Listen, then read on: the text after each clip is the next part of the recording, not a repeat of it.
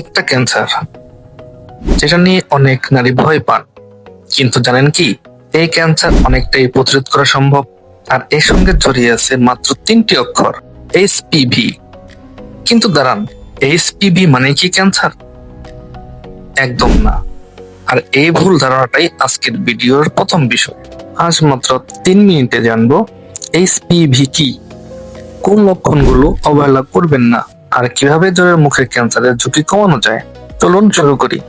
HPV এর কোন রূপ? Human papilloma virus. এটি খুবই সাধারণ একটি ভাইরাস। HPV এর অনেক ধরনের স্ট্রেন আছে, কিছু কম ঝুঁকির, আবার কিছু হাই রিস্ক HPV। সমস্যা তখনই বেশি হয় যখন হাই রিস্ক HPV শরীরে দীর্ঘদিন থেকে যায়, তখন জরায়ু মুখের কোষে অস্বাভাবিক পরিবর্তন হতে পারে। আর চিকিৎসা না হলে বহু বছর পর সেখান থেকে ক্যান্সার তৈরি হতে পারে। কিন্তু একটি বিষয় মনে রাখবেন, HPV ধরা পড়েছে মানে ক্যান্সার হয়েছে এটা নয়। বেশিরভাগ HPV সংক্রমণ শরীর নিজেই নিয়ন্ত্রণ করতে পারে। এবার আসি সবচেয়ে গুরুত্বপূর্ণ প্রশ্নে, কিভাবে বুঝবেন সমস্যা হচ্ছে।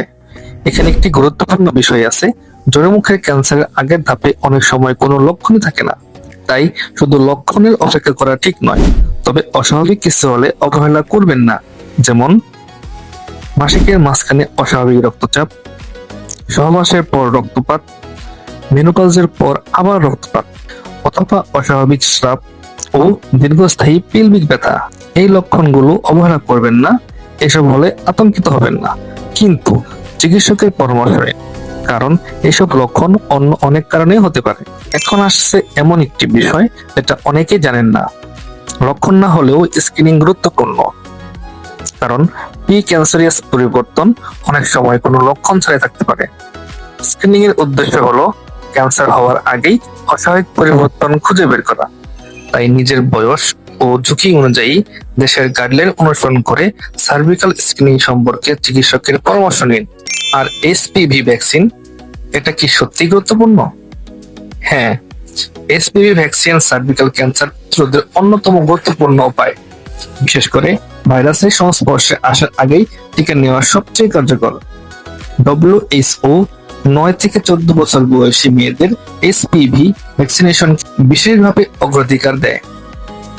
কিন্তু মনে রাখবেন, ভ্যাকসিন নিলে স্ক্রিনিং এর দরকার শেষ হয়ে যায় না, কারণ দুটির কাজ আলাদা।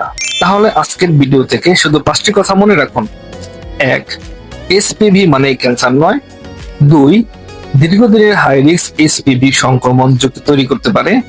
3. শুরুতেই কোনো লক্ষণ নাও থাকতে পারে। 4.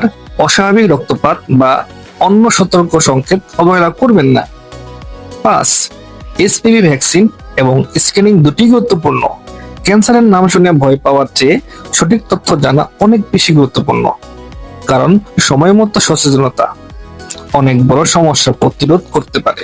তাই নিজের জন্য, আপনার মা, বোন, স্ত্রী বা মেয়ের জন্য এই তথ্যটা পৌঁছে দিন। হয়তো আপনার একটি শেয়ার কাউকে সময় মতো সঠিক সিদ্ধান্ত নিতে সাহায্য করবে। আপনার মনে যদি HPV বা জ্বরের মুখের ক্যান্সার নিয়ে কোনো প্রশ্ন থাকে, কমেন্টে লিখে জানান।